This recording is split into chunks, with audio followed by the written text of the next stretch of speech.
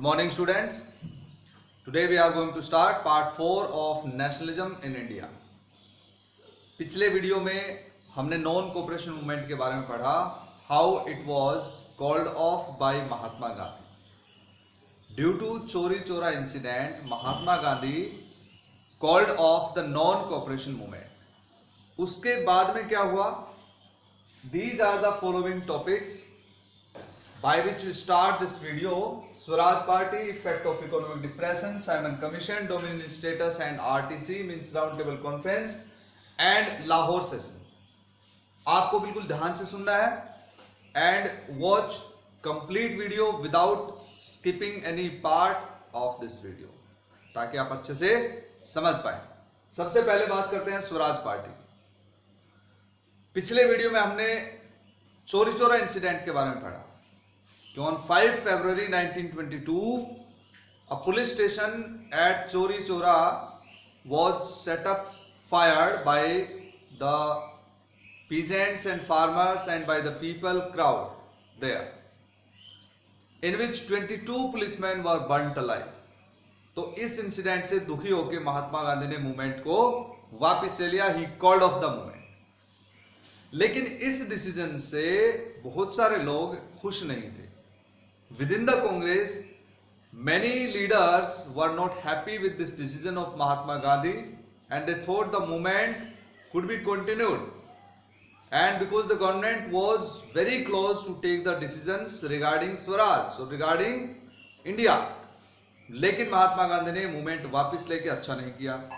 ऐसे ही लीडर्स में कुछ लोगों ने सोचा कि now we should not struggle by involving in any movement. हमें किसी मूवमेंट में और किसी भी तरह के स्ट्रगल में इन्वॉल्व होके और अपना टाइम खराब नहीं करना है और अपनी एनर्जी खराब नहीं करनी है. So what to do?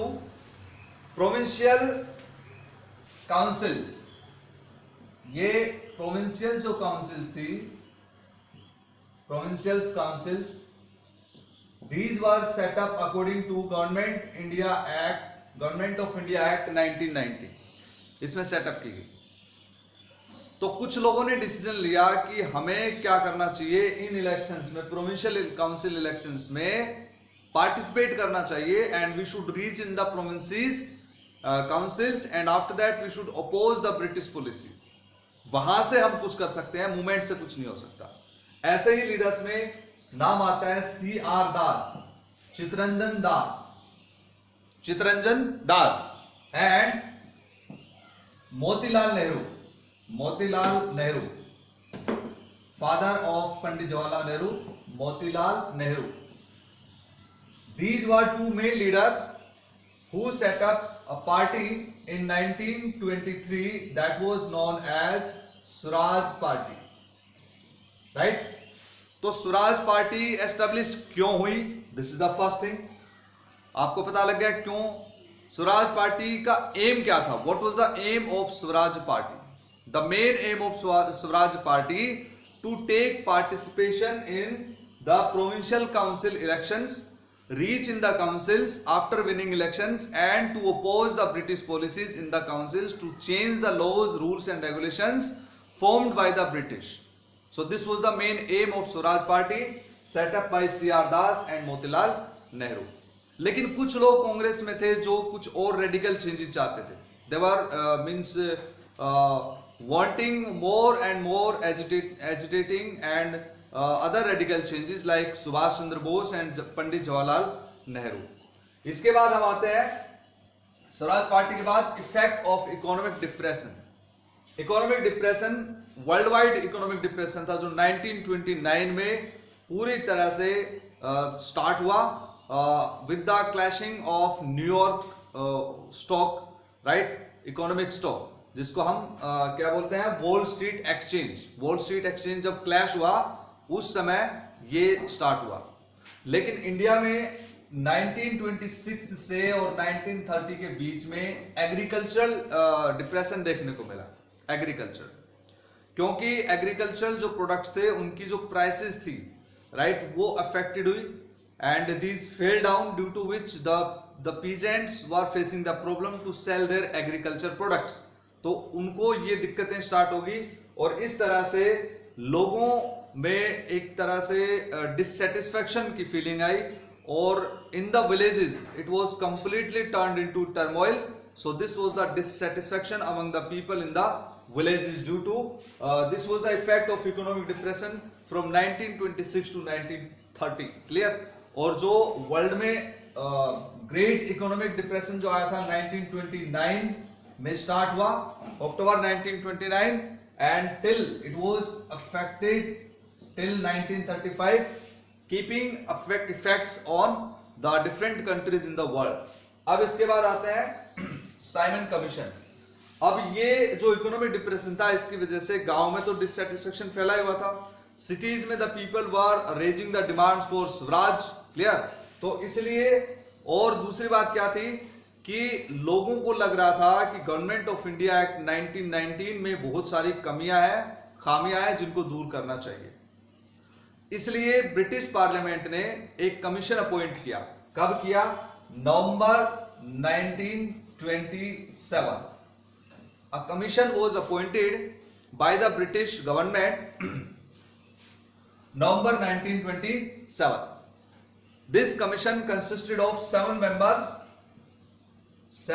members, and Sir John Simon was the head of this commission. तो इसलिए इसको साइमन कमीशन कहा गया, क्योंकि जॉन साइमन इसका हेड था. इसमें 7 मेंबर थे, but all were MPs of British. Right? सभी के सभी ब्रिटिश पार्लियामेंट के मेंबर्स थे. So they were MPs of British parliament. It means all the members from Britain were from Britain. तो ये प्रॉब्लम थी. This was the problem that Indian were not satisfied with this commission. When Indian leaders came to know about this commission कि एक ऐसा commission appoint हुआ है जो क्या करने आएगा इंडिया में, इसकी जांच करने आएगा. 1919 गवर्नमेंट ऑफ इंडिया एक्ट के अकॉर्डिंग काम हो रहा है या नहीं. कुछ कॉन्स्टिट्यूशनल रिफॉर्म्स के लिए आपको याद रखना है कि why did Simon commission come in India, या why was Simon commission appointed by the British government. तो उसको अपॉइंट इसलिए किया गया था ताकि गवर्नमेंट ऑफ इंडिया एक्ट 1919 के अकॉर्डिंग कॉन्स्टिट्यूशनल रिफॉर्म्स करना और उसकी इन्वेस्टिगेशन करना, और 1919 के एक्ट के अकॉर्डिंग कॉन्स्टिट्यूशनल काम हो रहे हैं या नहीं हो रहे हैं, इसकी जांच करना. ये इसका मेन काम था, इसका साइमन कमीशन का. तो इसलिए इसमें इसका जो एम था वो तो आपको पता लग गया. लेकिन इंडियंस ने इसका विरोध किया. 1927 में एक सेशन हुआ, दिसंबर 1927 में चेन्नई में, जिसको हम चेन्नई सेशन कहते हैं, मद्रास सेशन कहते हैं. इस सेशन में Congress decided, in this session Congress decided to oppose Simon commission when it would come in India.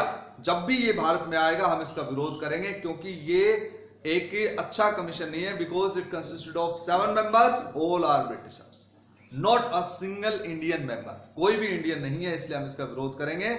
इसलिए जब ये 1928 में, फरवरी 1928 में जब इंडिया में आया, तो लोगों ने इसका विरोध किया. Simon go back. क्लियर? और ब्लैक फ्लैग्स उनको दिखाए, साइमन कमीशन को दिखाए गए. जहां भी साइमन कमीशन गया, लाहौर में गया, लाहौर में लोगों ने बहुत ज्यादा विरोध किया. Big procession was there against Simon commission, and slogans were raised of go back Simon and showing the black flags.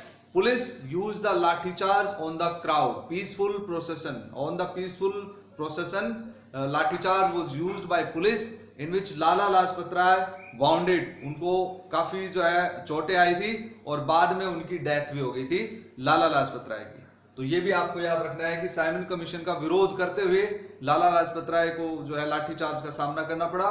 वो घायल हो गए और बाद में उनकी डेथ हो गई. तो ये था साइमन कमीशन. साइमन कमीशन ने 1929 में अपनी रिपोर्ट दी, जिसमें ब्रिटिश गवर्नमेंट के फेवर में, जैसे कि इंडियन लीडर्स को ये पता था कि ब्रिटिश गवर्नमेंट के फेवर में ही ये रिपोर्ट देगा, तो वैसा ही हुआ. सो this was about Simon commission. तो यहाँ पे 2 कॉन्सेप्ट आ गए. साइमन कमीशन क्या था, क्यों आया, और इंडियंस ने इसका विरोध क्यों किया.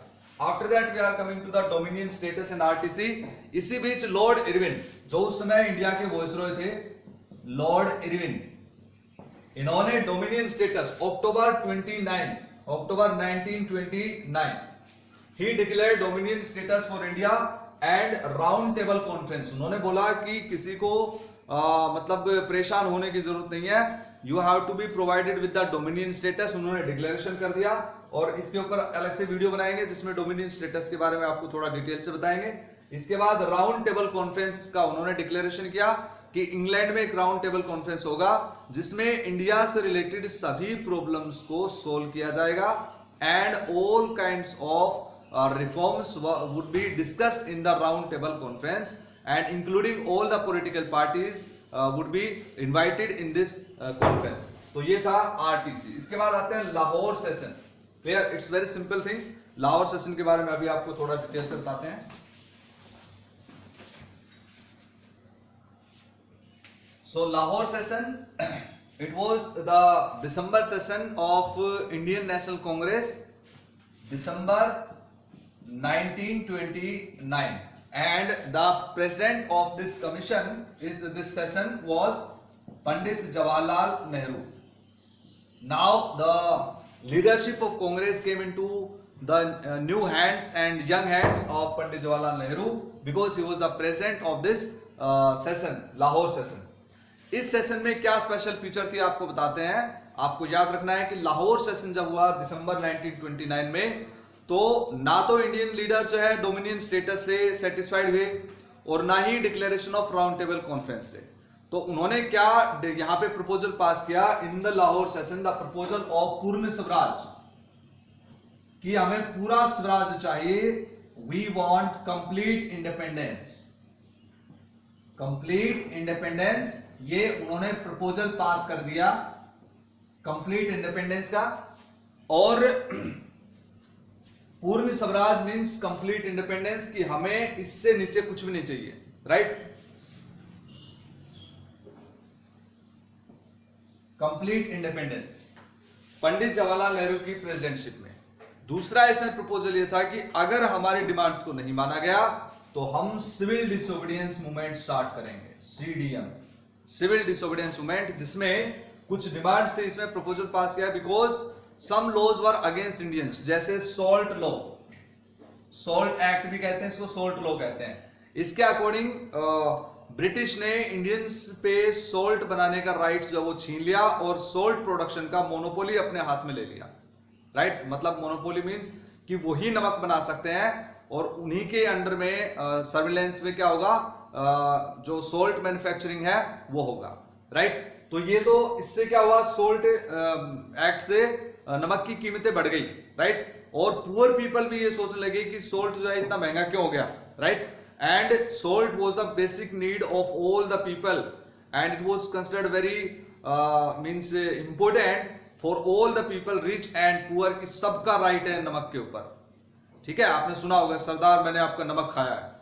तो नमक मींस यहाँ पे एक ऐसी चीज थी कि जिसके ऊपर सबका राइट था और किसी ने किसी का नमक खा लिया तो उसको पूरी जिंदगी उसकी वफादारी करनी पड़ेगी, इतना इसको इंपोर्टेंट समझा जाता था सॉल्ट को, राइट। लेकिन उस पर टैक्स लगा दिया और उसको महंगा कर दिया, उसका मैन्युफैक्चरिंग अपने हाथों में ले लिया। This was completely wrong law और इसलिए सिविल डिसोबीडियंस मूवमेंट की यहाँ पे प्रपोजल पास किया गया कि अगर इस लॉ को वापस नहीं लिया गया, इस तरह के लॉज को, तो हम सिविल डिसोबीडियंस मूवमेंट जो है चला देंगे। अब ये था लाहौर सेशन, आपको समझ में आ गया होगा। इसके बाद क्या हुआ 1930 में, 31 जनवरी 1930, क्योंकि कंप्लीट इंडिपेंडेंस का डिक्लेरेशन हो गया 26 जनवरी 1930। 26 जनवरी 1930 को एक प्लेज जो है की गई, कंप्लीट इंडिपेंडेंस प्लेज, कि हम जब तक स्ट्रगल करेंगे, जब तक हमें कंप्लीट इंडिपेंडेंस यानी कि पूर्ण स्वराज नहीं मिल जाता। ये प्लेज आपके एनसीईआरटी बुक में दे रखी है, पढ़ के देख लेना।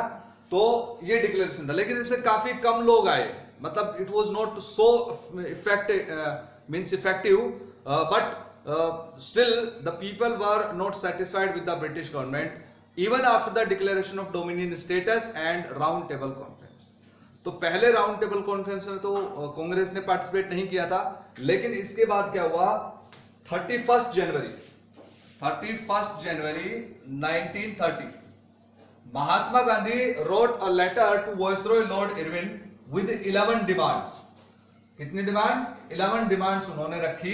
एक लेटर लिखा लॉर्ड इरविन को, क्योंकि वो इससे सेटिस्फाइड नहीं थे इन चीजों से जो लॉर्ड इरविन ने डिक्लेयर की, तो इसलिए महात्मा गांधी ने ये कहा इस प्रपोजल के पास होने के बाद कि 11 डिमांड्स उन्होंने रखी, एक लेटर लिखा जिसमें एक डिमांड ये भी थी सोल्ट एक्ट को कैंसिल करना। इट मीन सोल्ट पे जो आपने टैक्स लगा रखा है उसको हटाओ और आपने जो मैन्युफैक्चरिंग की जो मोनोपोली ले रखी है उसको भी कैंसिल करो। इसलिए और 11 मार्च 1930 तक का उनको टाइम दिया गया। लॉर्ड इरविन को जो लेटर लिखा गया उसमें यह कहा महात्मा गांधी ने कि अल्टीमेटम 11 मार्च तक का है, 1930 तक आपको ये डिमांड्स एक्सेप्ट करनी पड़ेंगी, आपको ये इंप्लीमेंट करनी पड़ेगी। 11 मार्च तक का आपके पास टाइम है और लेटर लिखा गया 31 जनवरी 1930। जब 11 मार्च तक कोई जवाब नहीं आया, no negotiation on behalf of lord Irwin and perhaps this letter was kept in the dustbin by Lord Irwin Viceroy. He was not interested in any kind of negotiation with Mahatma Gandhi and Indian National Congress.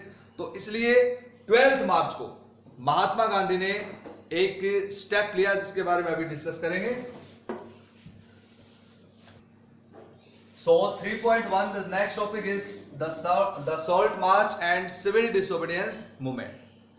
जब 11 मार्च तक Indian national Congress ने देखा कि किसी तरह का कोई भी फीडबैक या रिस्पांस नहीं आया है फ्रॉम वॉइसरॉय और फ्रॉम द ब्रिटिश गवर्नमेंट, तो महात्मा गांधी ने 12 मार्च 1930 एक उन्होंने अपनी यात्रा स्टार्ट की, जर्नी, जिसको हम दांडी मार्च कहते हैं। दांडी मार्च, इसको दांडी मार्च क्यों कहते हैं?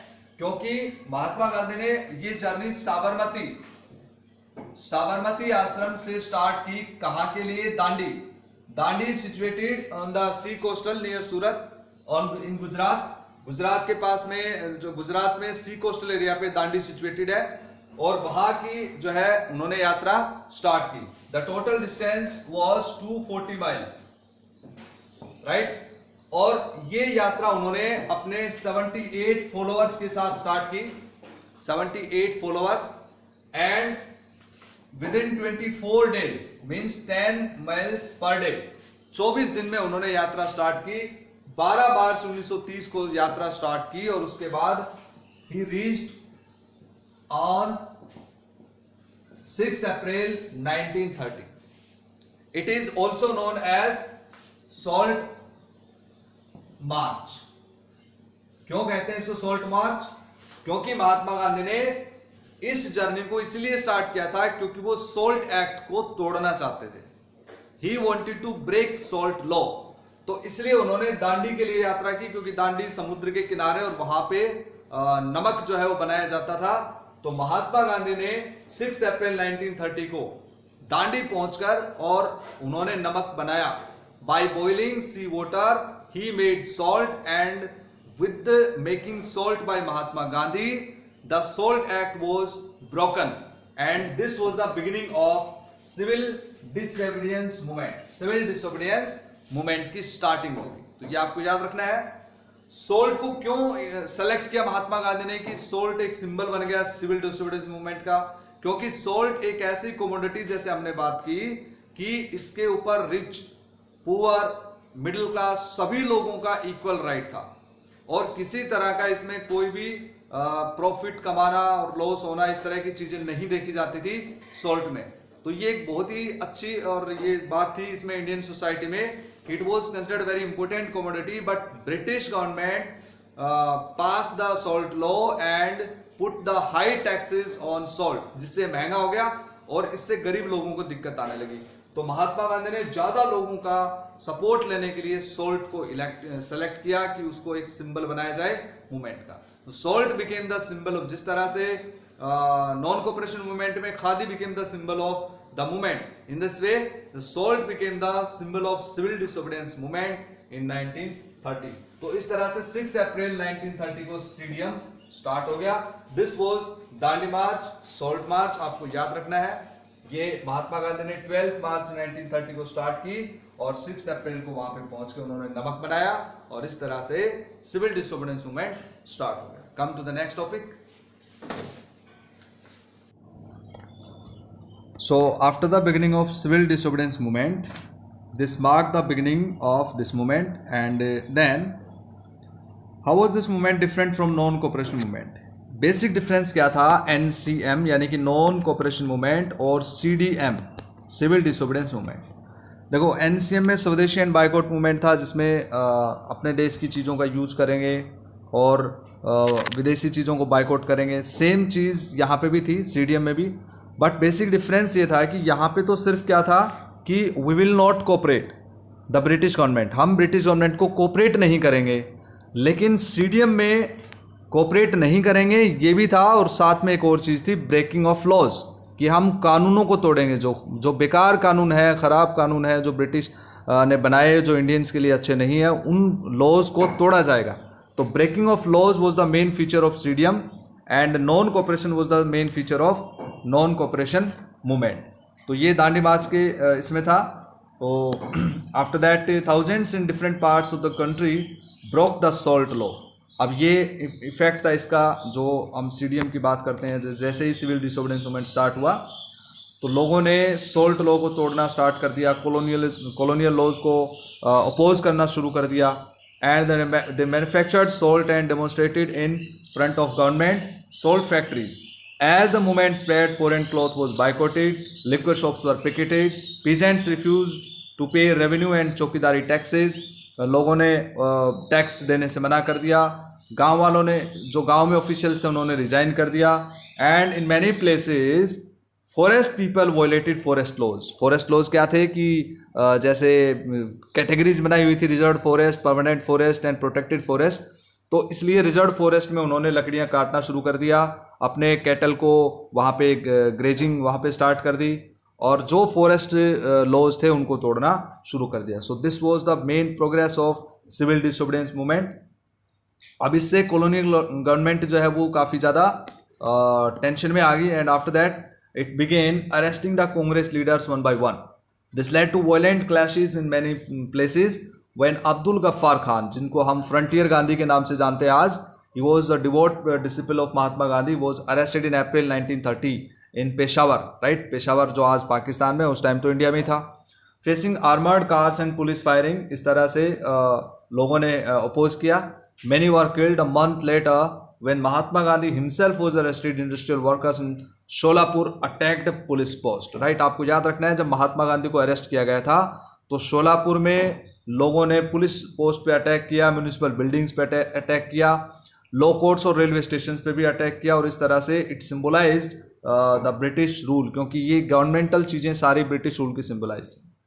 अ frightened government responded with a policy of brutal repression. Government ने कैसी पॉलिसी अडॉप्ट की?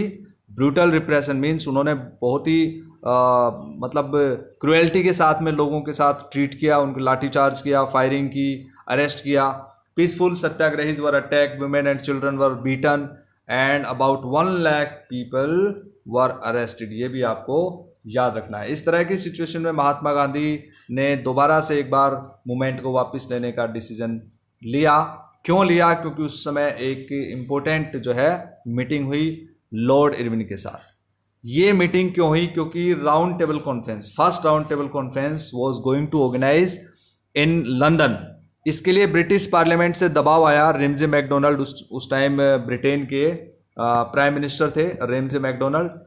वहाँ से प्रेशर आया लॉर्ड इरविन पे कि आपको कांग्रेस को इन्वॉल्व करना है इसमें।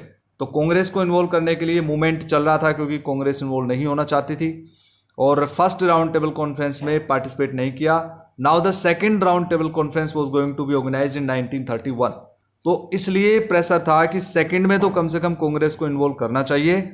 और जब लॉर्ड इरविन के ऊपर ये प्रेशर आया तो उन्होंने गांधी जी से बात करने की जो है एक्सेप्टेंस किया, और फिर गांधी जी के साथ उनकी एक मीटिंग हुई, जिसको हम इरविन पैक्ट के नाम से जानते हैं या गांधी इरविन पैक्ट के नाम से जानते हैं।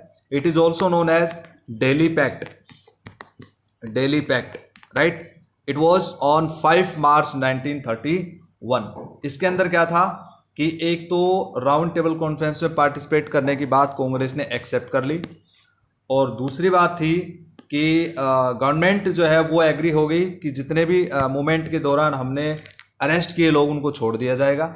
और इस तरह से दिसंबर 1931 में गांधी जी लंदन में चले गए कॉन्फ्रेंस में पार्टिसिपेट करने के लिए, लेकिन वहाँ महात्मा गांधी जी की डिमांड्स को नहीं माना गया। Negotiations broke down and he return disappointed. वापिस आके दोबारा से उन्होंने सिविल डिसोबीडियंस मूवमेंट स्टार्ट कर दिया, क्योंकि जब उनको पता लगा कि गफ्फार खान और जवाहरलाल नेहरू पहले से ही जेल में बंद कर दिए गए हैं, तो कांग्रेस ने दोबारा से इसको स्टार्ट किया, क्योंकि ये इलीगल चीज़ें थी। उनको जब भी गांधी इरविन पैक्ट में ये प्रोविज़न पास किया गया था, प्रोविज़न अडॉप्ट किया गया था कि किसी भी लीडर्स को अरेस्ट नहीं किया जाएगा, लेकिन उसके बावजूद इनको अरेस्ट किया गया, तो दोबारा से इस मूवमेंट को स्टार्ट कर दिया। So with great apprehension Mahatma Gandhi relaunch the civil disobedience movement. For over a year the movement continued, लेकिन 1934 तक आते आते मूवमेंट जो है वो काफ़ी कमज़ोर पड़ गया था, और इसी के साथ मूवमेंट जो है वो बंद हो गया था। सो डियर स्टूडेंट्स, इस वीडियो में इतना ही। अगले वीडियो में हम पढ़ेंगे how participants so the movement और बाकी बचे हुए टॉपिक्स को। रिवाइज करते रहें और इसको लर्न करें। Thank you, have a nice day.